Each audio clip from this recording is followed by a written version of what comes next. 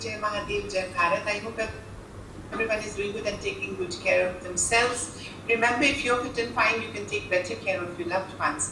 आज आप लोगों को पता होगा हमारे पास एक एक्सपर्ट मौजूद है and yes, this is the first time Bharat Gupta ji has come to our channel and we are going to discuss an interesting subject, and the subject is paganism.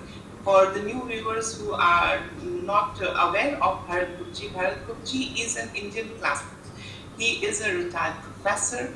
He writes amazingly, he speaks amazingly, he has got huge knowledge and information on, history, our, ancient history, Indian history, Indic subjects, and also he has got a keen grip, I would say, on dharma and things related to our dharmic knowledge. So yes, मैं बोलती चली जाऊंगी, अल्फाज कम पड़ जाएंगे भरत गुप्ता जी के introduction के लिए. So without any delay, let me welcome Bharat Gupta ji. Bharat ji नमस्ते, आपका बहुत बहुत स्वागत है. नमस्ते कालिदासी जी, मुझे बड़ी खुशी है कि मैं आपकी चैनल पर आज बोल रहा हूँ. मुझे ये अवसर मिला है, मैं बहुत प्रसन्न हूँ और आपके जो दर्शक हैं, सुनने वाले हैं, मैं उन सब का भी बहुत बहुत एक प्रकार से धन्यवाद करता हूँ कि वो यहाँ हैं और आज एक बहुत अच्छी चर्चा होगी, इसमें कोई शक नहीं.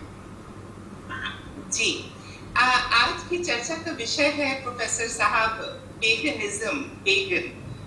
एंड इसी से मेरा सबसे फर्स्ट क्वेश्चन है जिस पे मैं रिक्वेस्ट करूंगी कि आप थोड़ी रोशनी डालें और हमें समझाएं कि आखिर पेगन या पेगनिज्म है क्या, कहाँ से आता है ये शब्द. हाँ, देखिए, ये लैटिन का शब्द है, लैटिन भाषा का, और ये जो प्राचीन रोम के लोग थे, रोमन्स, ये उनके द्वारा प्रयोग किया गया.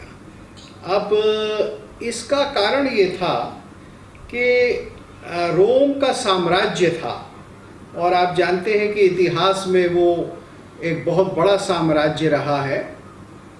विश्व के बहुत बृहत्तर साम्राज्यों में रहा है, यानी आधा अफ्रीका समझिए और जो यूरोप का बहुत बड़ा हिस्सा है वो उसका हिस्सा था. तो रोमन्स इस बात में बड़े माहिर थे कि वो अलग अलग शासन के लिए तरह तरह से यूनिट्स बनाया करते थे, यानी उनकी एडमिनिस्ट्रेटिव सर्विस बहुत अच्छी हुआ करती थी. और एडमिनिस्ट्रेटिव सर्विस वो जैसे अब आधुनिक समय में होती हैं या जैसे भारत में हमारी एडमिनिस्ट्रेटिव सर्विस है, इसी तरह से उनकी बड़ी थरो एडमिनिस्ट्रेटिव सर्विस थी जो सारे साम्राज्य में उनकी चलती थी. तो अब रोमन्स की जो शक्ति का केंद्र था वो उनके शहर थे और उनके शहरों से ही पढ़ लिख कर तैयार होकर एडमिनिस्ट्रेटर, जो कि ज़्यादातर योद्धा हुआ करते थे, वो सारे यूरोप में और जगह जगह इटली के अंदर भी जाया करते थे. तो सब बहुत छोटे छोटे डिस्ट्रिक्ट्स में, बड़े बड़े डिस्ट्रिक्ट्स में, प्रोविंसेस में उन्होंने अपने साम्राज्य का विभाजन कर रखा था. तो उसमें क्या है कि जो सबसे छोटा एडमिनिस्ट्रेटिव यूनिट, या जिसको हम एक तरह से मुफस्सिल ज़िला कहेंगे आज भारत में, तो उसको वो पेगानस कहते थे. तो ये नाम उनके द्वारा दिया गया. तो पेगानस में रहने वाले लोग पेगन हुए, पागान हुए या पगन हुए, बड़ा मुश्किल है उसका उच्चारण आज जानना कैसे करते थे, लेकिन ये डेफिनेशन है. अब इनका फ़र्क क्या था? इनका फ़र्क था कि ये लोग ज़्यादातर खेती पे करते थे, गाँव में रहते थे, छोटे इलाकों में रहते थे. तो रोमन्स, शहरी रोमन्स के हिसाब से उनकी निगाह में ये इतने क्या कहा जाए, इतने अच्छे नागरिक नहीं होते थे, इतने सुसंस्कृत नहीं होते थे, कल्चर्ड नहीं होते थे. तो ये माना जाता था कि भाई ये उजड़ गंवार हैं. तो एक प्रकार से गंवार को भी पेगन कहा जाता था. लेकिन सबसे बड़ा फ़र्क ये था कि उन लोगों के रीति रिवाज, रहन सहन, खान पान और उनके धार्मिक आस्थाएं भी बड़ी फ़र्क थी. तो रोमन एम्पायर के अंदर क्योंकि बहुत सारे धर्मों के लोग थे और वो अपना अपना जीवन जीते थे, तो जो रोम की व्यवस्था और रोम के धर्म को नहीं मानते थे वो पेगन कहलाए।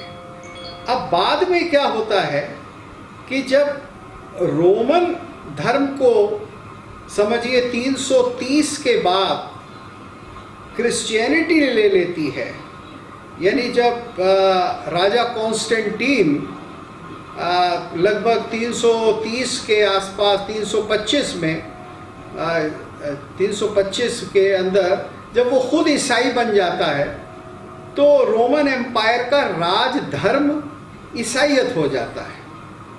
तो फिर जो लोग ईसाईयत को नहीं मानते थे फिर वो पेगन कहलाने लगे। तो ईसाईयत को न मानने वाले कौन लोग थे कि जो रोमन धर्म को मानते थे। तो आप ये देखिए कि पेगन की अब परिभाषा बदल जाती है। फिर परिभाषा वो हो जाती है पेगन की कि जो ईसाईयत को नहीं मानता है, ईसा मसीह को नहीं मानता है। इससे पहले रोमन्स के समय में परिभाषा थी कि जो रोमन के धर्म को नहीं मानता है और जो उजट गवार है वो। तो ये इसका इतिहास है जी।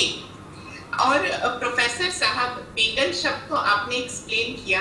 अब मैं ये भी जानना चाहती हूँ कि अगर आप पेगन और हीदन को भी थोड़ा बताएं हमें और समझाएं कि दोनों में अंतर क्या है या कुछ समानता है। किसको? पेगन को और हीदन? हीदन को, हाँ। अब हीदन जो है वो एक दूसरा शब्द है जो ईसाइयों ने यूज किया उसके उन लोगों के लिए जो ईसाई नहीं हैं। अब इसके अंदर बड़ा अंतर है।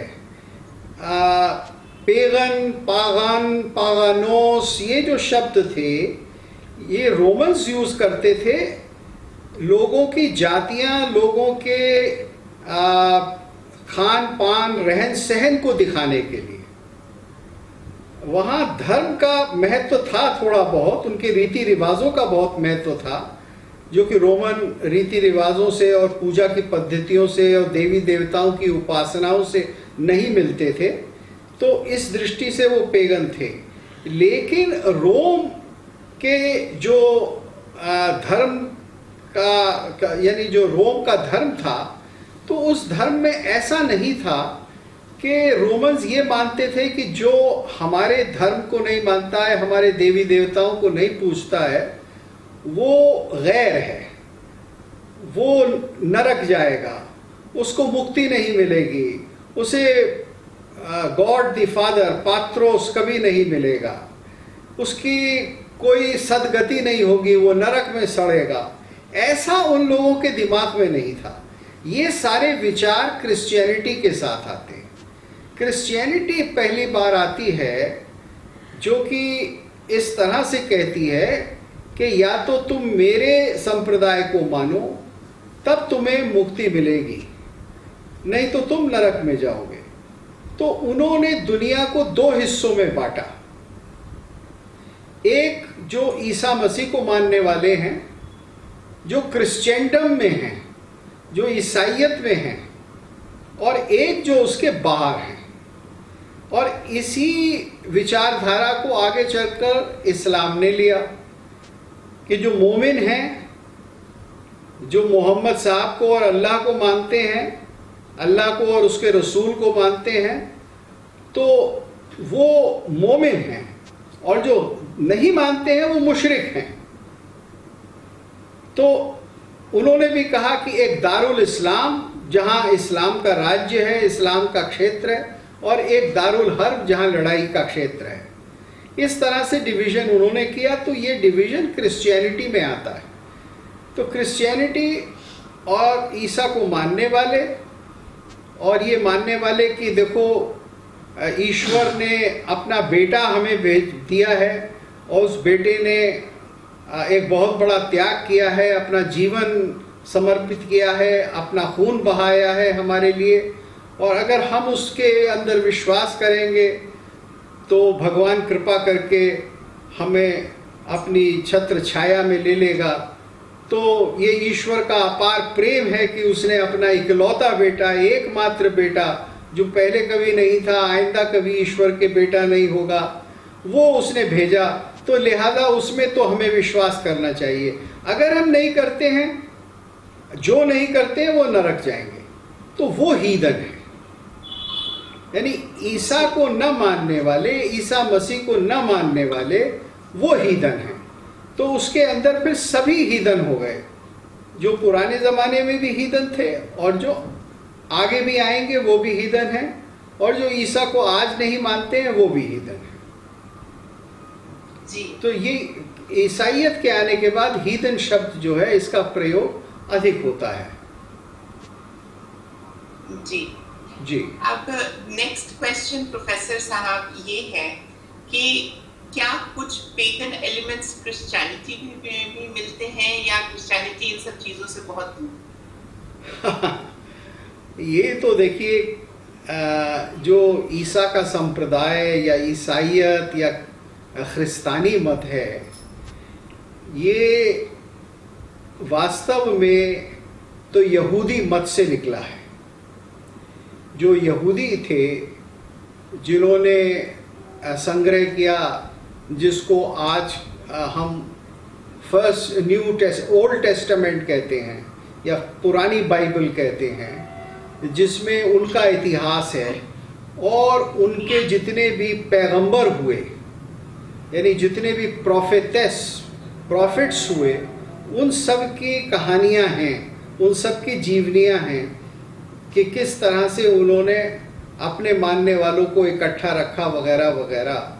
तो जन्म तो ईसाइयत का होता है यहूदियों से, यानी ईसा मसीह जो थे वो यहूदी ही थे। उनके पिता जोसेफ और उनकी माता मेरी वो यहूदी ही पति पत्नी, यहूदी दंपत्ति ही थे। अब ईसा मसीह ये कहना शुरू कर देते हैं कि मैं प्रॉफिट नहीं। देखिए, उस जमाने में और उस इलाके के अंदर ये माना जाता था कि ईश्वर से व्यक्ति, बंदा बात नहीं कर सकता, ईश्वर को वो जान नहीं सकता, ईश्वर से उसकी कोई भी किसी भी तरह की बातचीत या कोई कम्युनिकेशन, राब्ता नहीं बन सकता। ईश्वर के संदेश को देने वाला केवल एक ही होगा, और वो एक प्रॉफिट, एक नबी या रसूल, जिसको बाद में फारसी में, इसमें अरबी में इन शब्दों में लिया गया, वो होगा। तो ये पैगंबर, यानी जो पैगाम लाता है, जो ईश्वर की बात हम तक लाता है, ये एक यहूदियों के अंदर पूरी लाइन थी, एलाइजा वगैरह की, बहुत सारे उनके पैगंबर थे। ईसा ने कहा कि नहीं, मैं पैगंबर नहीं हूँ भाई, मैं ईसा हूँ, मैं तो साक्षात बेटा हूँ, मैं तो पिता का बेटा हूँ। तो ईसा जो हैं वो यावे नहीं कहते, जैसे यहूदी भगवान को यावे कहते थे, तो ईसा नहीं कहते। ईसा का कहना है कि वो पिता है और मैं बेटा हूँ। तो अब मैं बेटा आया हूँ और मेरे बेटे होने में विश्वास करो। मैं क्यों आया हूँ? क्योंकि ईश्वर ने आपके पास मुझे भेजा है, इसलिए कि आपने जो पाप किया था, आपने जो फल खाया था, आदम और हवा ने जो फल खा लिया था, जिसको मना किया हुआ था ईश्वर ने खाने के लिए, और जिसको खाने के बाद उनके अंदर बहुत घोर काम वासना उत्पन्न हुई और वो संभोग करने लगे, और फिर तब से बच्चे पैदा हुए और वो बच्चों को मृत्यु मिली। तो उन्होंने कहा कि आपने ये बहुत घोर पाप किया, तो अब मैं आया हूँ और अब मेरे अंदर विश्वास करोगे तो आपको ईश्वर दोबारा मिलेगा। और जो ईश्वर आपसे बिछुड़ गया था जब आपने उसका कहना नहीं माना था, तो वो आपको माफ़ कर देगा और दोबारा मिलेगा। और फिर ईसा मसीह को सूली पर चढ़ा दिया जाता है। तो बाद में ईसाई ये कहते हैं कि अब देखो, उन्होंने अपना खून दे दिया, उन्होंने अपनी ज़िंदगी दे दी, और फिर वो सशरीर स्वर्ग में चले गए। तो ये एक विशेष प्रकार की घटना है कि ईश्वर ने अपना बेटा भेजा। तो ये कहानी जो है, ईसाईयत एक नया मत लाती है। ये मत, ये तो ठीक है कि यहूदी भी इसको मानते थे कि डिसोबीडियंस हुई, हमने ईश्वर का संदेश नहीं माना इसलिए हम गिर गए, लेकिन ईसा कहते हैं कि मैं तुमको उठा रहा हूं। तो ये एक नई बात है। अब आप कहते हैं कि और कौन से ईसा के ऊपर इन्फ्लुएंसेस हुए, यानी कहाँ कहाँ से इन्फ्लुएंसेस आए। तो इसके बारे में बहुत सारे लोग कहते हैं कि शायद क्योंकि वहाँ उस ज़माने में कुछ बौद्ध सन्यासी भी हुआ करते थे, तो शायद ईसाईयत का कुछ प्रभाव बौद्ध मत से भी पड़ा हो। और जो ईसाईयत ने सबसे ज़्यादा बात शांति की और प्रेम की जो बात की, उसका प्रभाव पड़ा हो। लेकिन वास्तव में ये इतना कुछ हुआ नहीं। ईसाईयत कभी भी प्रेम करने वाला धर्म नहीं रही है। ईसाईयत ने जितना संघार किया है इतिहास में, उससे अधिक संघार तो शायद थोड़ा, लगभग उतना ही संघार इस्लाम ने किया हो। लेकिन ईसाई मत जो है वो तो दूसरों को ज़बरदस्ती परिवर्तित करने में लगा है। उनका कहना है इस तरह से कि हमारा रिलीजन ऑफ लव है और हम सबको इकट्ठा करते हैं, प्यार करते हैं और ऊंच नीच में विश्वास नहीं करते। लेकिन उनका व्यवहार कभी भी इतिहास में ऐसा नहीं रहा है। तो मैं समझता हूँ कि वास्तव में ईसाईयत में या क्रिश्चियनिटी में अगर प्रभाव है तो ग्रीक्स का है। अब आप पूछेंगे कि किस प्रकार से है, तो वो मैं ये बताना चाहता हूँ और वो बड़ा स्पष्ट है कि ये कहना कि ईश्वर अपने बेटे को भेज रहा है और उसका बेटा जो है वो पृथ्वी पर आ रहा है, अवतरित हो रहा है। तो ये जो अवतार की धारणा है, यानी ईश्वर खुद अवतार नहीं लेता ईसाईयत में, लेकिन ईश्वर का बेटा अवतार लेता है। ईश्वर का बेटा स्वर्ग से या हेवन से या जहाँ भी ईश्वर का वास है वहाँ से आता है और फिर वो एक माँ के पेट से जन्म लेता है। अब आगे चलकर 200-250 साल बाद उन्होंने इसको और भी बदल दिया कि वो माँ के पेट से जन्म तो देखने के लिए था, वास्तव में नहीं था, वगैरह वगैरह। इमैक्युलेट कंसेप्शन और इस तरह की चीज़ें उन्होंने बनाई। लेकिन ये अवतार है कि कोई दिव्य चीज़ शरीर धारण कर लेती है, एक मानव शरीर या फ्लैश धारण करती है, जिसको ग्रीक में एनसार्कोसिस कहते थे, यानी फ्लैश धारण करना, इनकारनेशन। तो ये इनकारनेशन का आइडिया ये यूनान की सभ्यता, यूनान के धर्म और यूनान के विचार में है। केवल विश्व में 2 दार्शनिक परंपराएं हैं जहां अवतार है, एक तो यूनान में है और एक भारत में है।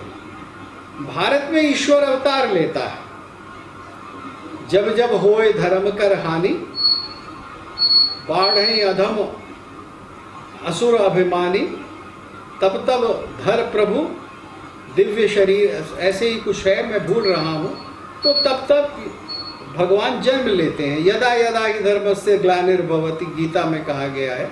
तो ये अवतार जो भारत के अंदर है, यही ग्रीक्स के अंदर भी अवतार था। इस अवतार को क्रिश्चियनिटी ने लिया, लेकिन उन्होंने इस तरह से नहीं ले पाए वो कि भाई अगर ईश्वर का बेटा है तो ईश्वर की बेटी भी होनी चाहिए, और सबसे पहले तो फिर ईश्वर की पत्नी होनी चाहिए। ईश्वर की ही पत्नी हो तो उसी से तो बेटा होगा, उसी से बेटी होगी। तो उन्होंने पत्नी को हटा दिया, उन्होंने किसी और को हटा दिया, किसी दोबारा जन्म को हटा दिया, उन्होंने वन टाइम ओनली जन्म रखा। तो इतना उन्होंने ले लिया। तो यहूदियों का जो पैगंबरवाद था उन्होंने उसको लिया, और ईसाइयों का जो अवतार था उसको लिया और दोनों को मिलाकर ईसा मसीह का एक क्या कहते हैं, एक ईसा मसीह के प्रभाव को या ईसा मसीह के वजूद को बनाया और कहा कि अब ये प्रॉफिट नहीं है, ये पैगंबर नहीं है। इसलिए ये सोलोमन, एलाइजा और ये पुराने जितने भी प्रॉफिट हुए उनसे बहुत अलग हैं, ये दिव्य हैं, ये तो भगवान का अंश है। ये दिव्यता के 3 हिस्से हैं जिसको ट्रिनिटी कहते हैं, father, son and the holy ghost, यानी पिता, पुत्र और पवित्र प्राण, आगियोस प्नेवमा जिसको कहा गया है। तो पात्रोस, इयोस और आगियोस प्नेवमा ये इनके मौलिक शब्द हैं यूनानी भाषा में, ग्रीक में, क्योंकि जितना भी साहित्य लिखा गया ईसाइयत का वो सारा साहित्य ग्रीक भाषा में लिखा गया। नया टेस्टामेंट ग्रीक में लिखा गया है, वो यहूदियों की भाषा में नहीं है। तो ईसाइयत के ऊपर सबसे बड़ा प्रभाव तो यहूदियों का नहीं है, सबसे बड़ा प्रभाव ग्रीक्स का है, यूनानियों का है। जी। एंड अब आपने जैसे कि समझाया क्रिश्चियनिटी के बारे में, and you put forward a comparison with paganism. अब मैं जानना चाहती हूँ कि क्या Islam also has some form of paganism involved in it? What are your thoughts? देखिए, अब आप इसको इस तरह से देखिए जरा, pagan versus Christian, pagan versus Islam, pagan versus यहूदी, इन सब के बीच में जो एक कड़ी है, जो एक कड़ी सबके बीच में बराबर की कड़ी है, या अंग्रेजी में जिसको कहेंगे कॉमन डिनोमिनेटर है। तो वो कॉमन डिनोमिनेटर क्या है? सोचिए भला, वो केवल एक है। एक और मूर्ति पूजा करने वाले हैं और दूसरी तरफ मूर्ति पूजा का विरोध करने वाले हैं। ऐसा मत कहिए कि जो मूर्ति पूजा को नहीं मानते, अगर नहीं मानते तो विविधता हो जाएगी, अनेकता हो जाएगी। यहाँ विविधता नहीं है कि भाई चलो हम ऐसा करते हैं, तुम वैसा करते हो, तुम शांति से जियो, हम शांति से जिए, हम अपने रास्ते चले, तुम अपने रास्ते चलो, ये नहीं है। एक और तो मूर्ति पूजा को मानने वाले हैं कि ये हमारे भगवान हैं, ये साकार हैं, ये इनकी मूर्ति है और ये पत्थर नहीं है, ये लकड़ी नहीं है, ये भगवान है, साक्षात हैं। तो दुनिया में इस प्रकार के मानने वाले हमेशा से अधिक तादाद में रहे हैं।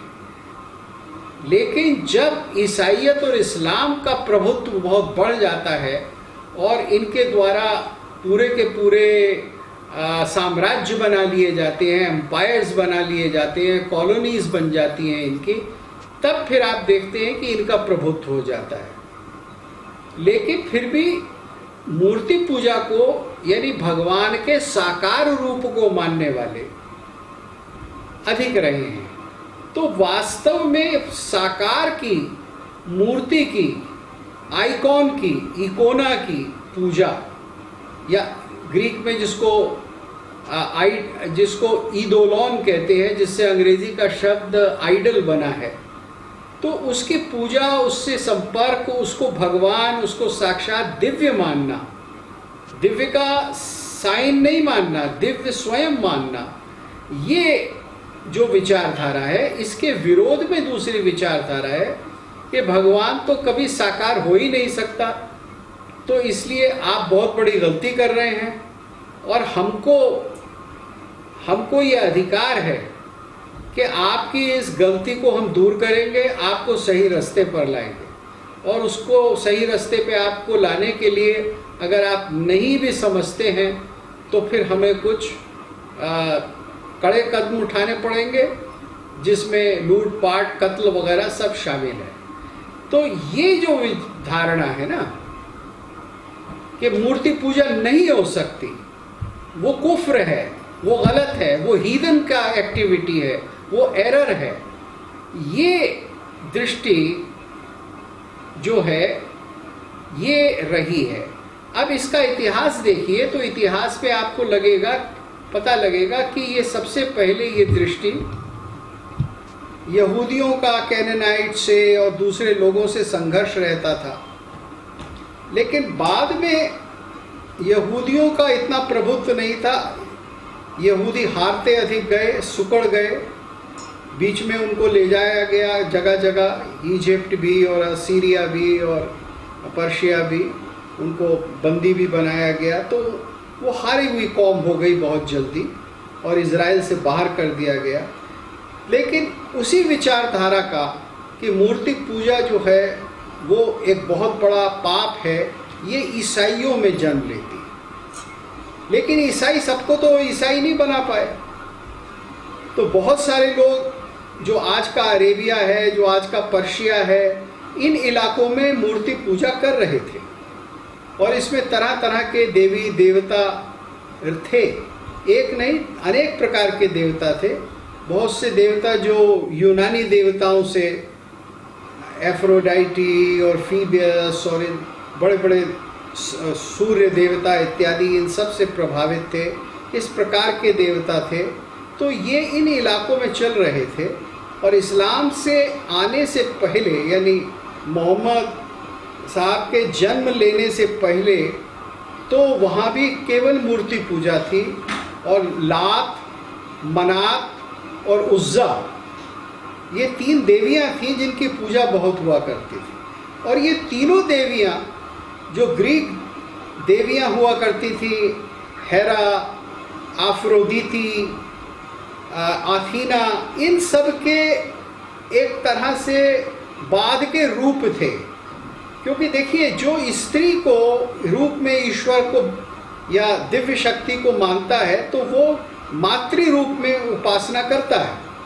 तो इस तरह से देवियाँ माता के रूप में हमेशा से रही हैं। और ये आपको बहुत प्राचीन काल से अलग अलग संस्कृतियों में मिलेंगी। तो अरेबिया में भी अरब लोग भी जो थे वो इसी प्रकार से पूजा कर रहे थे। और विशेषकर लात, मनात और उज्जा की पूजा हुआ करती थी। इस्लाम के आने के बाद फिर वो संघर्ष वहाँ से वैसे ही शुरू होता है जैसा कि ईसाइयों ने अपने इज़राइल इत्यादि में और फिर बाद में रोमन एम्पायर में किया था। क्योंकि वो बहुत बड़ा परिवर्तन होता है 325 में, जबकि रोमन एम्परर कॉन्स्टेंटीन ही स्वयं ईसाई बन जाता है। तो वहाँ फिर संघर्ष होता है और उस संघर्ष में जो जितनी भी रोमन संस्कृति थी उसका एक भयंकर विनाश कर दिया जाता है 300-400 साल तक। पूरी कलाकृतियों का, पुस्तकों का, दर्शन के ग्रंथों का, मंदिरों पर कब्जा बना करके उसको चर्च बनाना, ये सारा का सारा ईसाइयों ने किया। तो ये जितने भी कुकृत्य थे और उसके पीछे जो भी दर्शन था उसी को इस्लाम ने रिपीट किया है। क्योंकि मोहम्मद के ऊपर सबसे बड़ा असर क्रिश्चियनिटी का है। वो और विचार कहीं से नहीं आ सकता। जो आपको कुरान शरीफ में जो विचार मिलते हैं, मोहम्मद साहब जो यानी रखते हैं कि भाई ये आयतें मेरे ऊपर नाजिल हुई हैं, तो वो सब के सब इस तरह से हैं। वो पूरा जो एक खाका बनाया गया, मज़हब बनाया गया, वो ईसाइयत के मज़हब का ही रिपीट है, उसका ही एक नया रूप। उसमें से केवल अवतार को हटा दिया गया। ये हटा दिया गया कि ईश्वर का कोई बेटा नहीं हो सकता, ईश्वर किसी भी प्रकार से अवतार नहीं ले सकता या उसका कोई अंश नहीं आ सकता। इसको हटा देते हैं। बाकी वैसा का वैसा ही हिसाब किताब रखते हैं कि एक जन्नत होगी, एक दोज़ख होगा, और जो हमारे मज़हब को नहीं मानेगा वो दोज़ख में जाएगा, जो मानेगा वो जन्नत को प्राप्त हो जाएगा। जी जी। Now the next question, Professor Sahab, is do you think there is a pagan revival going on, and if so, what are your views? हाँ, ये देखिए ऐसा है कि हमको ये समझना चाहिए, विशेषकर भारतवर्ष में समझना चाहिए कि यूरोप के अंदर ईसाई मत का बहुत बड़ा ह्रास हो चुका है। मैंने खुद देखा है कि बहुत सारे चर्चेज ऐसे हैं जिसमें कोई उस मुल्क का पादरी नहीं होता। यानी जैसे समझिए कुछ ख़ास तौर से जर्मनी या इस तरह के कई मुल्क हैं जहां बहुत सारे चर्चेज में हिंदुस्तान से, केरला से पादरी ले जाते हैं, और एक बहुत बड़ी इंडस्ट्री है ईसाइयों की भारत में जो कि पादरी तैयार करती है जिससे कि वो यूरोप के अंदर जाकर काम कर सकें। हाँ, वो बहुत ऊंचे पद पर तो नहीं आते कभी भी, क्योंकि ऊंचे पद के ऊपर तो जो काले या अर्ध काले लोग हैं उनको ईसाइयत कभी नहीं रखती है, वो केवल भारत के अंदर ही रहते हैं, लेकिन उनका उपयोग कर लेते हैं चर्चेस चलाने के लिए। तो एक बहुत बड़ा ह्रास जो है वो ईसाई धर्म का यूरोप में हो चुका है। अमेरिका में इतना नहीं है, लेकिन यूरोप में है, बहुत बड़ा ह्रास है। तो उनमें से जो लोग एक्स क्रिश्चियन लोग, खास तौर से यंग लोग जो हैं, जो नव युवक और नव युवतियां हैं, वो अपने ईसा मसीह के आने से पहले का जो पूरा का पूरा सांस्कृतिक और विचारधारा और दर्शन था, वो उसको खोजते हैं, और उसको खोजने में उनको जो कुछ चीज़ें अपने ही संपर्क में, अपने ही इतिहास में अच्छी लगती हैं, वो चाहते हैं कि उसको वो पुनर्स्थापित करें। लेकिन वहाँ सबसे बड़ी मुसीबत क्या है? वहाँ सबसे बड़ी मुसीबत ये है कि यूरोप के अंदर जो रोमन्स का धर्म था और उसके साथ साथ जो ग्रीक्स का धर्म था, उसको क्रिश्चियनिटी ने समूल नष्ट कर दिया। यानी वो कुछ नहीं मिलता, और वहाँ लोग ये भी नहीं समझते कि मंदिर होता क्या है। हाँ, उन्होंने पढ़ा बहुत है, उन्होंने बहुत प्रशंसनीय स्कॉलरशिप की है, विद्वत्ता की है, हजारों पुस्तकें लिखी हैं, अध्ययन किए हैं प्राचीन भाषाओं के। तो उस सब का पुराने ग्रंथों से अध्ययन करके उन्होंने खाका तो तैयार कर लिया है कि ऐसे ऐसे पूजा होती थी, मंदिर में प्रवेश सूर्य के मंदिर में यानी फीबस के मंदिर में या अपोलोन के मंदिर में इस तरह से प्रवेश होता था, द्वार के ऊपर इस तरह से बलि दी जाती थी, फिर अंदर जाके ऐसे खड़े होते थे, गाते थे, नृत्य होता था, देवता की मूर्ति होती थी, उसकी एक उसका ध्यान रखने के लिए एक पुजारिन हुआ करती थी, पुजारी नहीं पुजारिन हुआ करती थी। ये सारी चीज़ें तो आपको ग्रंथों में बहुत विशद रूप से वर्णन में मिलेंगी, लेकिन ऐसा एक भी व्यक्ति नहीं है जो इस धर्म का पालन कर रहा। तो इसलिए वो वास्तव में नहीं जानते कि ऐसा कैसे होता था। ये एक बहुत बड़ी विडंबना है। अगर मैं एक हिंदू के रूप में मान लीजिए यूनान के किसी प्राचीन मंदिर में जाऊंगा, किसी देवी के मंदिर में, जैसे अथीना के मंदिर में, तो मुझे तो आज भी एहसास होगा कि ये देवी का मंदिर है, और मैं वहाँ हाथ भी जोड़ दूंगा, जैसा कि मैं अक्सर कर देता हूँ। अगर मैं एथेंस में एक्रोपोलिस में जाता हूँ तो जहाँ देवी की मूर्ति थी, मैं वहाँ हाथ भी जोड़ देता हूँ, और लोग देखते हैं कि ये क्यों हाथ जोड़ रहा है, क्योंकि मेरे अंदर वो पूरी प्रक्रिया जीवित है कि किसी सजीव देवता की उपासना, देवी की उपासना कैसे होती थी। उन लोगों को नहीं है। अब वो एक बहुत बड़ा प्रयास कर रहे हैं, पढ़ पढ़ कर उन पूरे अपने रीति रिवाजों को जो प्राचीन काल में थे, जो कर्म कांड उनका था, जो रिचुअल्स थे उनके, उसको दोबारा जिंदा करने का, और उसको जिंदा करने का, उस जीवन को जीने का, उस प्रकार के नियमों को पालित करने का, ये इस तरह का प्रयास हो रहा है। लेकिन आप समझ सकती हैं कि जो चीज़ समूल नष्ट हो गई हो उसको दोबारा बनाना कितना कठिन होता है, और उसमें कितना एक तीर और तुक्का वाला भी हिसाब होता है कि क्या आप सच कर रहे हैं, झूठ कर रहे हैं, आपका अंदाज़ा सही है, आपका अंदाज़ा गलत है। तो इस तरह के प्रयास हो रहे हैं, और इस पे कोई शक नहीं कि ये लोग हैं, और ये लोग बहुत ही सच्चे मन से ऐसा कर रहे हैं। उसमें मैं इनकी प्रशंसा करता हूँ। ग्रीस के अंदर कुछ ऐसे लोगों से मैं मिला हूँ, अभी तो पिछले कुछ वर्षों से मेरा संपर्क नहीं है, लेकिन वहाँ कुछ संस्थाएं हैं जो इस प्रयास में लगी हैं। मैं समझता हूँ जर्मनी और इंग्लैंड और इन सब मुल्कों में भी इस तरह के लोग हैं, और उनके सम्मेलन भी होते हैं, और वो विश्वव्यापी सम्मेलन होते हैं। वो भारत में भी हो चुके हैं। भारत में भी हिंदू लोग इस प्रयास में थे, या कुछ संस्थाएं इस प्रयास में थी कि उनको एक साथ बिठाकर और हिंदुओं के साथ मिलकर कुछ चर्चा और चिंतन किया जाए, जिससे कि वो अपने जो उनके प्राचीन संप्रदाय रहे हैं, धर्म रहे हैं, उसको पुनर्जीवित कर सकें। जी। Now moving on to my next question, Professor Sahab. जी। क्या हिंदू और पेगन एक हैं? क्या हम हिंदुओं को पेगन कह सकते हैं और पेगन को हिंदू कह सकते हैं? आप देखिए, ये तो ऐसा है कि ईसाई जो हैं वो अब पेगन इत्यादि शब्दों का, हीदन आदि शब्दों का इस्तेमाल नहीं करते,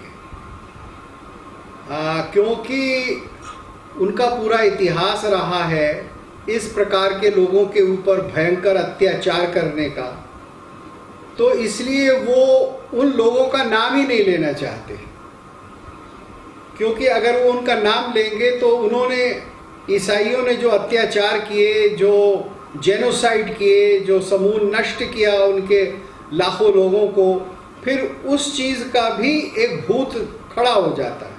तो उन्होंने बड़ी चालाकी से भी हीदन शब्द का, पेगन शब्द का प्रयोग समाप्त कर लिया है। अब चूंकि वो बड़े चंट लोग हैं, और चूंकि वो ये मानते हैं कि भाई जो ईसाई नहीं है उसको ईसाई बनाना ही है, मुसलमान को भी ईसाई बनाना है, हिंदू को भी ईसाई बनाना है, बौद्ध को भी, शिंतो को भी, फालुन गोंग मानने वाले को भी, जापान के अंदर ज़ेन मानने वालों, सबको ईसाई बनाना है। तो उन्होंने उनके लिए एक नया नाम रखा है जिसको वो कहते हैं अनरीच्ड पीपल, मतलब जिनके जीवन में अभी क्राइस्ट ने कब्जा नहीं किया है, जिनके हृदय में क्राइस्ट अभी विराजमान नहीं हो गए हैं या हमने नहीं कर दिए हैं, तो उनको अनरीच्ड पीपल अब नाम है। तो अब पेगन की जगह अनरीच्ड पीपल का प्रयोग होता है। और इस्लाम में तो हमेशा फिर आप जानती हैं कि वो मुशरिक शब्द है या काफिर शब्द है, इस तरह के शब्दों का प्रयोग होता रहा है। लेकिन अगर सैद्धांतिक दृष्टि से देखा जाए तो चूंकि हिंदू मूर्ति पूजा करते हैं, अवतार को मानते हैं, पुनर्जन्म को मानते हैं, और ईसा के पुत्र को नहीं मानते, या हज़रत मोहम्मद को नहीं मानते, या अल्लाह को नहीं मानते, तो इसलिए वो हीदन हैं, इसलिए वो पेगन हैं।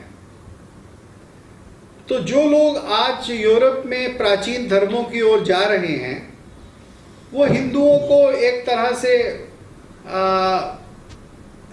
से अपने ही रास्ते पर चलने वाला, अपनी ही संस्कृति को मानने वाला मानते हैं। तो उनको पेगन शब्द उनके लिए बुरा नहीं। इस दृष्टि से हिंदू पेगन है, अगर इस तरह से देखा जाए तो। जी। लेकिन असली संघर्ष तो ये है ना दुनिया में कि एक और तो मूर्ति पूजा को मानने वाले हैं और एक मूर्ति पूजा को कुफ्र मानने वाले हैं, या उसको एक पाप मानने वाले हैं। तो अब हिंदू को मूर्ति पूजकों के साथ खड़ा ही होगा। खड़ा होना भी चाहिए उसको। जी। And moving on to my last question, before I ask my last question, I would request viewers कि आप अपने questions post करना शुरू कर सकते हैं. I will select a couple of questions and I would request Bharat Gurji to answer those questions for all of you. Yes, and my last question, Professor Sahab, is: don't many Hindus resent being called pagans? हाँ, ऐसे लोग मुझको मिले हैं जो कहते हैं कि नहीं नहीं, हमें पेगन क्यों कहते हो, हम तो हिंदू हैं। और पेगन जो थे वो तो अज्ञानी थे। हाँ, वो मूर्ति पूजा करते थे, लेकिन वो ब्रह्म को नहीं जानते थे, लेकिन वो किसी दर्शन को नहीं फॉलो करते थे, वो जंगली थे। उनके मन में इस तरह की भावनाएं हैं। अब मैं समझता हूँ कि ये भावना गलत है, ये हिंदू भावना नहीं है। हमारी परंपरा में, हिंदू परंपरा में, जहाँ ईश्वर कहें या दिव्य कहें या ब्रह्म कहें, अलग अलग दर्शनों ने उसको अलग अलग नाम दिए हैं। उन्होंने ये माना है कि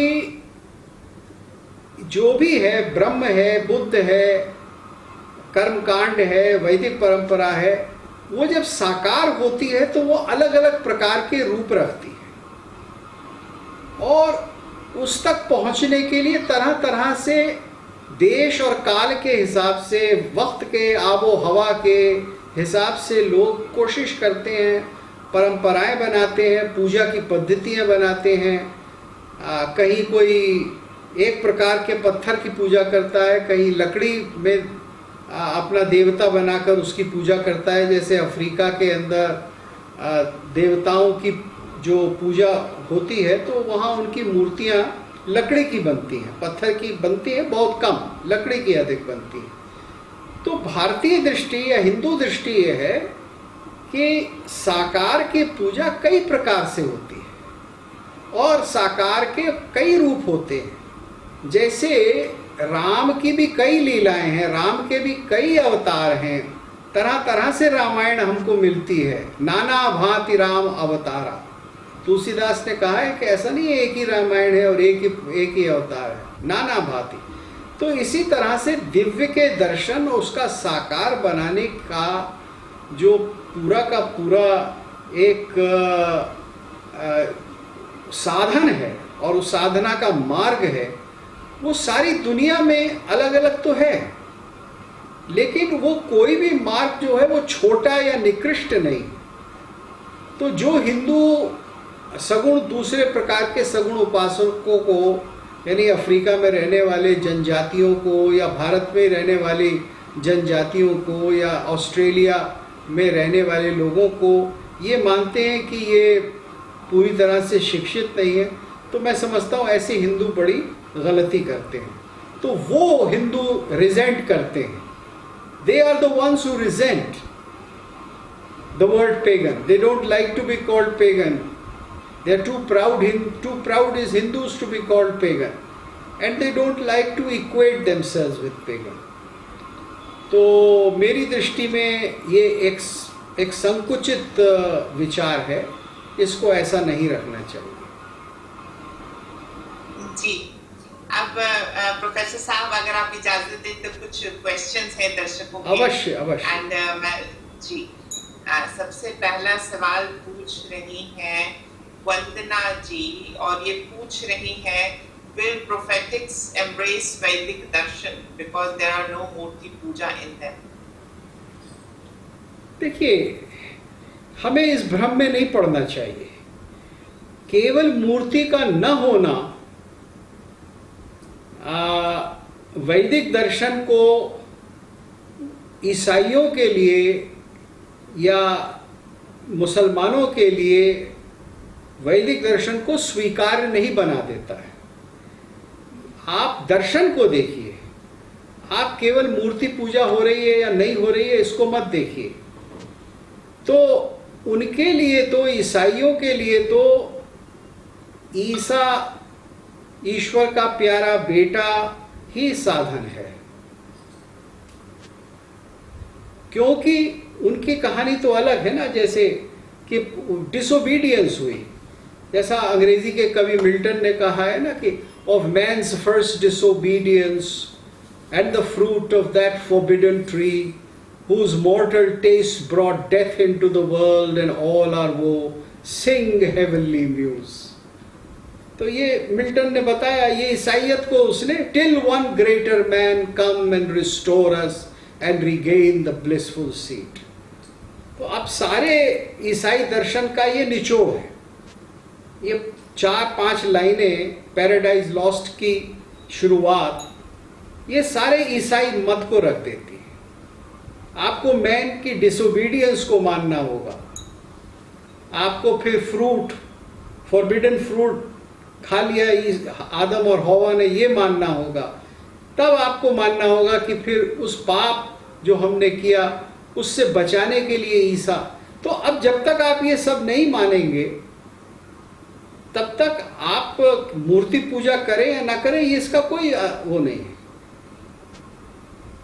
आजकल बहुत सारे ईसाई जो कि हिंदुओं को कन्वर्ट करने में लगे हैं, वो क्या करते हैं कि ईसा मसीह की बड़ी सुंदर मूर्तियां बनाते हैं और साथ साथ में वो मरियम की मूर्ति बना देते हैं, साथ साथ में वो मैडेलिन की मूर्ति बना, यानी 10-12 मूर्तियां और बनाकर एक पूरा, जैसे मंदिर के अंदर कई मूर्तियां होती हैं, राम दरबार होता है, इस तरह से वो भी अपने चर्च में रखने लगे हैं।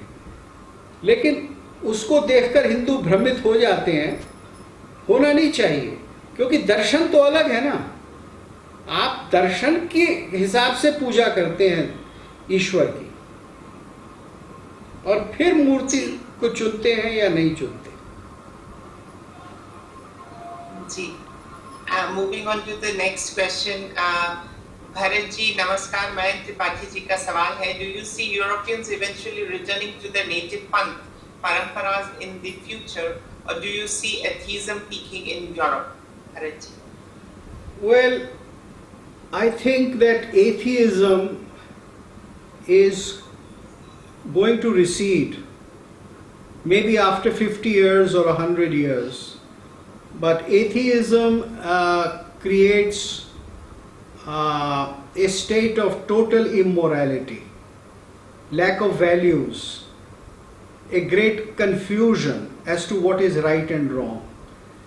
And one can see that certain present day philosophies in America, they are in a state of great moral crisis. So atheism is something which will not continue for very long. People have to return to their religious roots. Some will return to older religions, some will create new religion, and I am confident that Christianity has undergone a lot of change. Similarly, one day, sooner or later, Islam would also have to go under a lot of change. जिस तरह से ईसाइयत के अंदर बहुत बड़ा परिवर्तन आया है और बहुत से ईसाई ये भी मानने लगे हैं कि पुनर्जन्म की संभावना है, बहुत सी जगह ईसाई कहते हैं कि हमको गाड़िए नहीं, हमको अब अग्नि में जला दीजिए, ऐसा भी बहुत ईसाई करने लगे हैं अलग अलग कारणों से। तो ये एक वैचारिक परिवर्तन विश्व भर में हो रहा है, और इस समय भारतीय दर्शनों को, जितने भी भारतीय दर्शन हैं, वैदिक, नास्तिक, जैन, बौद्ध इत्यादि, उन सबको अपने मत की गंभीरता सारे विश्व में प्रचारित करनी चाहिए और दूसरों को ये समझाना चाहिए, और फिर लोग कुछ इन्हीं संप्रदायों को स्वीकार करेंगे, कुछ इसमें सुधार करेंगे, कुछ इनसे प्रभावित होंगे और बहुत सारे नए रास्ते निकलेंगे। प्रकृति का यही नियम है, ऐसा मैं समझता हूँ होगा। The next question. Ji. Are polytheists are same as pagans? ये सवाल पूछ रहे हैं नैरेटिव काउंटर नैरेटिव जी, कि क्या पॉलीथीस्ट और पेगन एक हैं? हाँ, बिल्कुल एक ही हैं, क्योंकि देखिए ये पेगन शब्द जो है, जैसा मैंने बताया कि एक तो इसका जियोग्राफिक डिस्क्रिप्शन था, यानी रोमन टाइम्स में तो ये एक प्रकार का सामाजिक भेद था। भाई जो गवार हैं, जो शहरों से बहुत दूर रहते हैं, खेती वेती करते हैं, वो पेगन्स थे। फिर बाद में पेगन्स जो क्रिश्चियन नहीं है वो पेगन हो गए, यानी जो फिर बाद में जो पुराने ईसाई, जो पुराने रोमन और ग्रीक मत को मानने वाले थे वो पेगन हो गए, और फिर जब हिंदुओं को देखा आकर ईसाइयों ने, तो फिर हिंदू पेगन हो गए। तो ये इस प्रकार से शब्द के अर्थ बदलते रहते हैं। और पॉलीथीइज्म का मतलब तो होता है जो बहुत सारे देवताओं को मानता हो, तो हिंदू पॉलीथीइस्ट तो है ही, वो इतने सारे देवताओं को मानते हैं। अब चाहे वो सारे देवता एक दिव्य के रूप हो या ना हो, इसके बारे में भी अलग अलग दर्शन है भारत में, लेकिन अनेक देवताओं को तो मानते हैं ना हम। और हमें ईसाइयों के दबाव में आकर ये नहीं सोचना चाहिए कि पॉलीथीइज्म को बुरी चीज होती है। अब हमारे इतने देवता हैं, इतने सुंदर हैं, देवी हैं, देवी के 10-20 रूप हैं, और कोई सौम्य है, कोई विकराल है, कोई माँ है, कोई संहार करने वाली है, वगैरह वगैरह। इसी तरह से शिव हैं, ब्रह्मा हैं, विष्णु हैं, इतने सारे देवता हैं, तो वो सब इतने सुंदर हैं, तो सबको मानना चाहिए। आप इसी चक्कर में क्यों रहते हैं कि क्या ये एक है या अनेक है, ये एक ही के रूप हैं या नहीं है? अरे भक्ति तो करिए इनकी, इन जो हैं उनको तो भजिए, उनसे तो प्यार करिए, फिर बाद में सब पता चल जाएगा। जी, and there is one more question, Professor Sahab. जी। And वंदना जी पूछ रही हैं, पंडित जी, हाँ। can Hindus help Europeans realize that they were pagans too? हाँ, वैसे वंदना जी ने, मैं तो वैश्य पुत्र हूँ, मुझको वो पंडित जी बना देती हैं, तो खैर कोई बात नहीं, आपको जो अच्छा लगे आप कहिए, पंडित जी कहिए। देखिए हिंदू जो हैं उनको सबसे पहले अपनी मदद करनी चाहिए। Hindu should worry more about themselves. अब आजकल मैं एक नारा बहुत सुनता हूँ कि भारत विश्व गुरु बनेगा, बन गया है, हो गया है, हो जाएगा। तो मैं ही कहता हूँ कि भारत जो है वो सबसे पहले विश्व छात्र तो बने, विश्व भर में क्या हो रहा है उसको सीखना, समझना, जानना, कौन हमारा दोस्त है इस दुनिया में, कौन हमारा दुश्मन है, कौन हमें खाने को बैठा है, कौन हमारी मदद करेगा, कर नहीं करेगा, ज़रा इस प्रकार से हमें देखना चाहिए। और जब हम दूसरों को एक वास्तविक रूप में देखेंगे, जो सचमुच जैसे दूसरे हैं, तो शायद हम उनको बहुत सारी चीज़ें बता पाएंगे, और फिर हम ये भी बता पाएंगे कि हम क्या हैं, हम कैसे उपासना करते हैं, हम कैसे पूजा करते हैं, हम किस तरह से अपने मंदिरों को रखते हैं। अब जब यूरोप के लोग जो कि अपने प्राचीन धर्मों की ओर लौटना चाहते हैं, वो जब हमारे जीवन को देखेंगे तो उससे वो बहुत कुछ सीख सकेंगे और उनको वो मदद मिल सकेगी। लेकिन आज भारत में जो संकट है, वो संकट तो ये है कि हिंदुओं को खुद ये समझना है कि अपने मंदिर कैसे चलाएं। हिंदुओं को ये समझना है कि सरकार के चंगुल से अपने मंदिर कैसे छुड़ाएं। क्योंकि कोई भी सरकार हो, चाहे कांग्रेस की चाहे बीजेपी की, वो मंदिर से जो आमदनी होती है, सरकारों को आमदनी होती है, ब्यूरोक्रेट्स को होती है, तरह तरह के लोगों को होती है, वो उसे छोड़ना नहीं चाहती। तो आज हिंदुओं की सरकार ही हिंदुओं से जजिया ले रही है। तो पहले हिंदू अपनी चिंता तो कर लें, फिर वो यूरोपियंस को कुछ सिखा पाएंगे। ये कड़वी बात है लेकिन सच्चाई है, इसलिए मैं कह रहा हूं। जी, मेरे पास 2 क्वेश्चंस आए हैं और फिर हम इस स्ट्रीम को समाप्त करेंगे प्रोफेसर साहब, अगर हाँ, आप इजाजत दें। हाँ, आप तो वो पूछिए। 2 सवाल मेरे पास 2 सवाल आए हैं मेल में, और जी। उसमें से पहला सवाल है, जी। Is Satanism a type of paganism? Is what Satanism?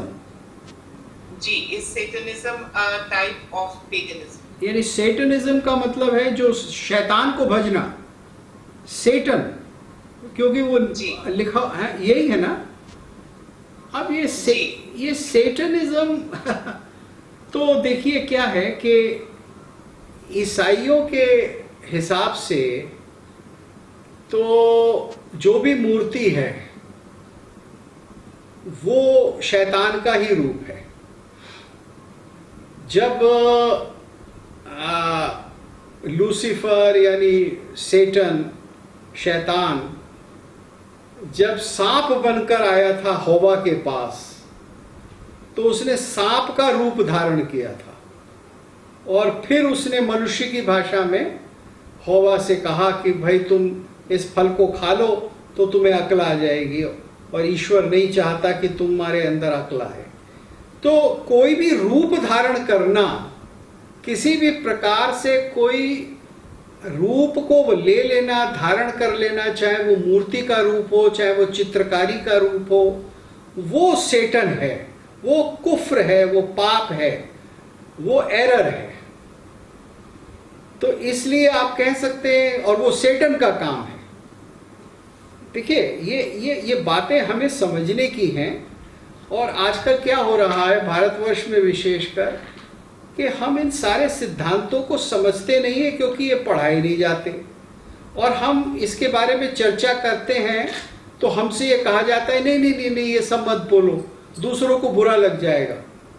अगर मैं किसी ईसाई से ये पूछ लूं कि भैया तुम्हारे ये ईसा मसीह ईश्वर के बेटे तो हुए, लेकिन ईश्वर की कोई बेटी क्यों नहीं है, तो सामान्य लोग मुझे कहेंगे कि नहीं नहीं नहीं, तो बहुत गलत बात है, आप तो ईसाई से बड़े गलत सवाल पूछ रहे हैं, आप तो उसकी धार्मिक भावनाओं को ठेस पहुंचा रहे हैं। तो ये इस तरह की बातें हमारे बुद्धि को अब जड़ बना चुकी हैं। इस 60-70 साल में भारतवर्ष में धर्म की आलोचना या धर्म के विचार नहीं होता। देखिए मैं ये कहता हूं कि मुझे किसी की निंदा नहीं करनी है, यानी द्वेष से या घृणा से कुछ नहीं कहना है, मुझे किसी को छोटा नहीं कहना है, ये बात तो मैं मानता हूं। लेकिन जब मैं विचार करूंगा, प्रश्न पूछूंगा, तो जो भी मेरे मन में आएगा वो तो मैं दूसरे से पूछ सकता हूं। तो फिर वो जो है वो ब्लेस्फेमी हो गई, गुस्ताखी हो गई, ये मान लेना कैसे हो सकता है? फिर तो आपने बुद्धि पर ताला लगवा दिया। और भारतवर्ष के अंदर तो हमेशा चर्चाएं होती रही, तो इसलिए ये जानना चाहिए कि मूर्ति बनाना, आकार बनाना, यहां तक कि कलाकार एक प्रकार से किरदार बन जाना, नाटक खेलना, ये भी ईसाइयों और मुसलमानों ने वर्जित कर दिया, इसको हराम कर दिया। जैसे इस्लाम में नाटक खेलना मना है, और ईसाइयों ने ग्रीस के अंदर जो बहुत बड़ी परंपरा थी नाटक खेलने की, उसको विनष्ट कर दिया। 4वीं शताब्दी में आके सारे थिएटर बंद हो गए ग्रीस में। आज यूरोप के लोग कहते हैं Greek theatre was great, this was western theatre, birth of western theatre. तो इनको कोई याद दिलाए कि आप ही ने तो इसको समूल नष्ट किया था, तब क्या बात थी भाई? तब ये ग्रेट नहीं था, तब ये ओरिजिन ऑफ वेस्टर्न सिविलाइजेशन नहीं था, जब आपने 200-250 साल में लगाकर इसको समाप्त कर दिया। तो ये सेटनिज्म वास्तव में एक द्वेष है। जो भी किसी प्रकार का आकार प्रकार बनाता है, जो भी सगुण मानता है ईश्वर को, जो भी ईश्वर को ऐसा मानता है कि वो मनुष्य के निकट हो सकता है, मनुष्य के रूप में आ सकता है, तो वो स्वयं मनुष्य से द्वेष करने लगता है। इसीलिए आप देखेंगे कि ये जितने भी कट्टरपंथी होते हैं, ये कला के विरोधी होते हैं, स्त्रियों के विरोधी होते हैं, श्रृंगार के विरोधी होते हैं। ये सब इस प्रकार की भाषाएं बोलते हैं और इसी प्रकार के काम करते हैं और करवाते हैं, जिसका हम एक बड़ा भयंकर स्वरूप अब देख रहे हैं बिल्कुल पड़ोस में हमारे अफगानिस्तान में तालिबान के रूप में। ये कोई केवल इतिहास नहीं है, ये आज हो रहा है, आज भी हो रहा है। वही विचारधारा आज भी चल रही है और आतंक फैलाए हुए हैं। जी जी प्रोफेसर साहब, एक क्वेश्चंस प्रश्न आते जा रहे हैं। हाँ, कोई बात नहीं, हम ले सकते हैं, ऐसी कोई चिंता नहीं है। जी मैं माफी चाहूंगी, बट दर्शक बहुत कुछ सीखना और समझना चाह रहे हैं। अवश्य। द नेक्स्ट क्वेश्चन प्रोफेसर साहब, आर लाइटनिंग जी पूछ रहे हैं, what is the future of atheist Hindus और एथियोपेगनिज्म, people engaging in Hindu or pagan practices, respecting them but not actually believe gods are real conscious beings? देखिए, इसमें क्या है कि ये एक बड़ा कंफ्यूजन लोगों के दिमाग में है कि मैं किसी के बारे में स्टडी तो कर सकता हूं लेकिन मैं बिलीव नहीं करता। मतलब मैं किताब तो पढ़ सकता हूं कि मंदिर क्या है, उसमें भगवान कौन से बैठे हैं, शिवलिंग पर जल कैसे चढ़ाया जा सकता है, लेकिन मैं जल नहीं चढ़ाऊंगा, मैं वहां जाऊंगा नहीं, मैं वहां माथा नहीं टेकूंगा। तो अब मेरा प्रश्न ये है कि अगर आपको उससे कोई आकर्षण नहीं है, भक्ति नहीं है, तो आप उसके बारे में पढ़ते ही क्यों हैं? और फिर आप ये कहें कि देखो मैं तो असलियत को जानता हूं इसलिए उसमें बिलीव नहीं करूंगा, लेकिन मैं उसको स्टडी करूंगा। तो ये तो वही पुरानी क्रिश्चियन प्रेजुडिस है कि मैं श्रेष्ठ हूं, because I am conscious being, because I know the truth. भाई आपको कैसे पता कि ट्रूथ क्या है? आपने कभी भक्ति नहीं की, आपने कभी पूजा नहीं की, तो आपको क्या पता कि पूजा करने से क्या मिलता है? आप तो केवल एक ख्याली पुलाव बना रहे हैं। या तो आप कहिए कि ये गलत रास्ता है, मैं इसको नहीं करूंगा और जो आप करते हैं करते रहिए, और मेरा तो रास्ता दूसरा है। अब मेरा प्रश्न है कि ये कॉन्शियस बीइंग होने का अर्थ क्या है? आप कुछ अपने से बड़ा खोजना चाहते हैं या नहीं चाहते? आप इस शरीर, इस देह, इस पैसा, इस दुनिया, इससे ऊपर उठकर कुछ पाना चाहते हैं या नहीं पाना चाहते? अगर आप पाना चाहते हैं तो आपको कला, आपको संगीत, आपको साहित्य, आपको पूजा ये करनी पड़ेगी, वरना आप अपने 2 और 2 का जोड़ लगाते रहिए और सोचते रहिए कि ये 5 है या 4 है। जी moving on to the next question, जी क्रूसो मकाइस जी पूछ रहे हैं, professor could you please shed some light on the ancient druids of Ireland? I am interested in listening your views regarding the same. हाँ, बहुत से लोग मानते हैं कि ड्रूइड्स का कुछ भारत से संबंध रहा होगा, और कुछ लोगों ने ऐसा भी माना है कि जो द्रुहियो जाति होती थी वेद में, शायद वही ड्रूइड्स हैं, और इस तरह के बहुत सारे कयास और वो सब हैं।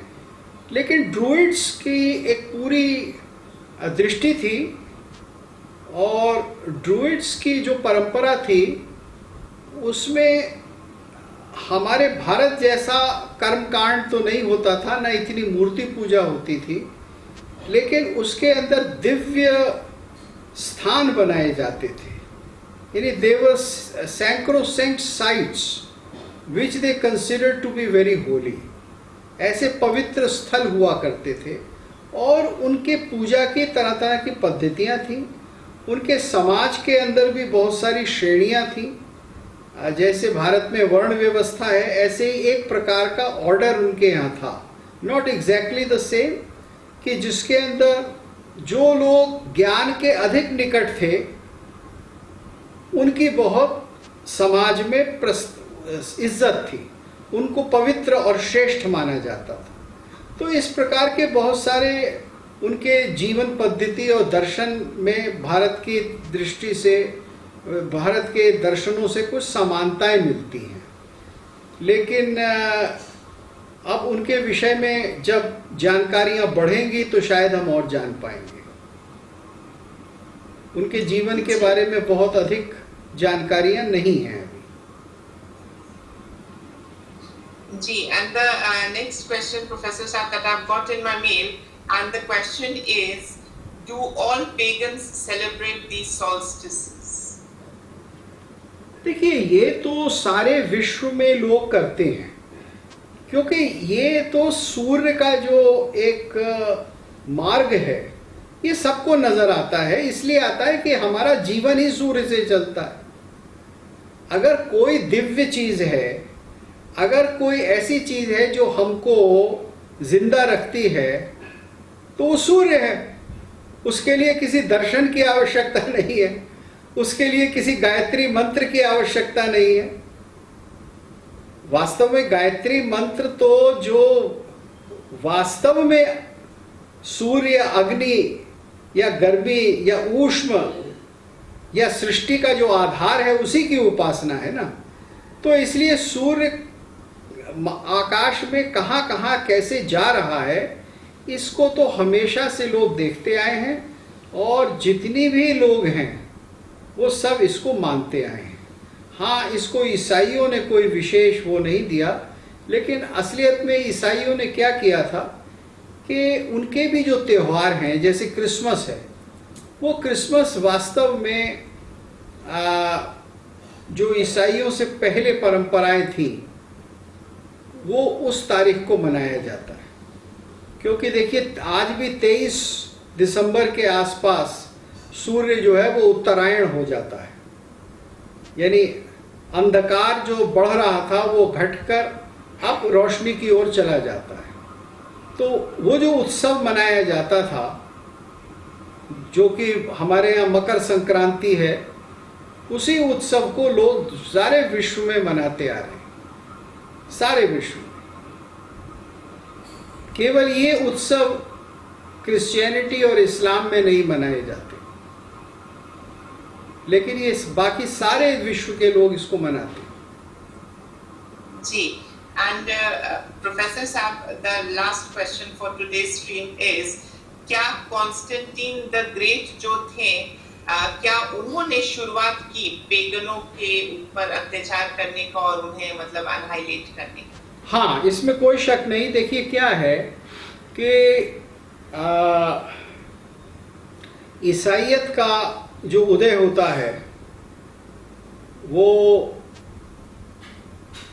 शुरू हो जाता है, और आप ये ध्यान रखिए कि रोमन एम्पायर में, और ग्रीस जो था उसका हिस्सा हो गया था ईस्ट रोमन एम्पायर का, उसके अंदर जो लोग रहते थे, जो जनता थी, प्रजा थी, उसमें अधिकांश लगभग 30 से 40% लोग या 50-60% लोग वो किसी न किसी प्रकार से दास हुआ करते थे। या तो स्लेव्स होते थे या बहुत गरीब लोग होते थे। यानी यहाँ मिडिल क्लास नाम की कोई चीज़ नहीं थी। मिडिल क्लास यूरोप में कभी नहीं था, ना ग्रीस में था, न उसमें था। तो ईसाइयत का प्रचार जो होता है वो गरीबों में होता है, और सबसे ज़्यादा प्रचार होता है ईसाइयत का स्लेव्स यानी दास के बीच में। तो ये दासों का धर्म था जो कि बढ़ा, और फिर रोमन्स ने इसका एक प्रकार से दमन किया, इसका सप्रेशन किया, क्योंकि जो रोमन रिलीजन था और जो रोमन प्रैक्टिसेस थी वो उनको रखना चाहते थे, इसलिए कि जो एलीट क्लास था वो उसमें लगा हुआ था। आप ये समझिए कि यूरोप के अंदर यानी ग्रीस में, रोम में और फिर बाद में जो धर्म है उसका हमेशा एक बहुत बड़ा संबंध सोशल क्लास के साथ रहा है। भारत में ऐसा नहीं था। भारत में जो भी संप्रदाय था उसमें सारे सोशल क्लासेस होते थे, अगर लोग बौद्ध बन रहे हैं तो गरीब बौद्ध भी होता था, रईस बौद्ध भी होता था, मिडिल क्लास भी होता था। लेकिन यूरोप में ऐसा नहीं था। तो ये सिलसिला 200 साल तक चला और 300 साल तक चला, और 325 में जो रोमन राजा कॉन्स्टेंटिन था, वो जब उसने देखा कि अब तो मेरे साम्राज्य में और ख़ास तौर से मेरे इलाके के अंदर ईसाइयों की मेजॉरिटी हो गई है और उनका बहुत बड़ा अधिकार और प्रभुत्व हो गया है, तो उसने फिर ईसाई धर्म स्वीकार कर लिया। ये एक बहुत बड़ी पॉलिटिकल मूव थी, क्योंकि ईसाइयत में और इस्लाम में भी जो राजनीतिक कारण हैं वो हमेशा बड़े प्रबल होते हैं, सत्ता के और स्टेट की पावर के कारण हमेशा प्रबल रहते हैं। तो जब ये हो गया और जब क्रिश्चियनिटी स्टेट रिलीजन बन गई, तो क्रिश्चियनिटी ने फिर बदला लेना शुरू किया, और फिर क्रिश्चियनिटी के भीतर जो घृणा थी रोमन पूजा पद्धति, रोमन देवी देवताओं, संस्कृति और उन सब लोगों के लिए, वो फिर निकली।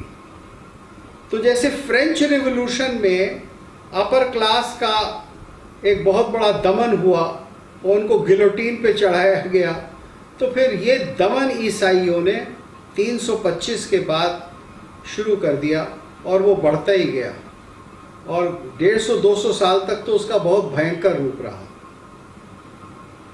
तो इसमें कोई शक नहीं। जी, and with this we have come to an end of all the questions. Professor साहब, चलते चलते आपका एक आखिरी मैसेज मेरे सभी दर्शकों की।